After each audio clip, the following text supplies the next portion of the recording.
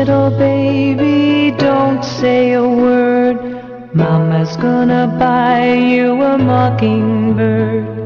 And if that mockingbird won't sing, Mama's gonna buy you a diamond ring.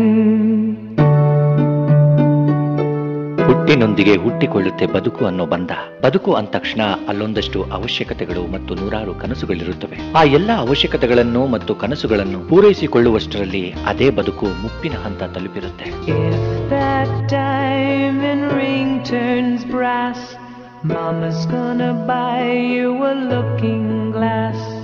And if that looking glass gets broke, Mama's gonna buy you a billy goat. ಮುಪ್ಪು ಅಂದ್ರೆ ಇಳಿ ವಯಸ್ಸು.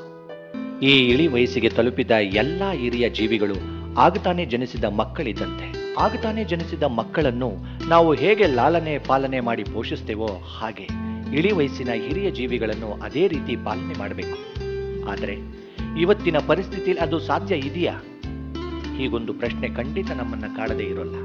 ಕಾರಣ ಕಾಲ ಬದಲಾದ ಹಾಗೆ ಕಾಲಕ್ಕೆ ತಕ್ಕಂತೆ ಅನುಸರಿಸಿಕೊಂಡು ಬದುಕುವ ಶೈಲಿಯೂ ಬದಲಾಗಿದೆ.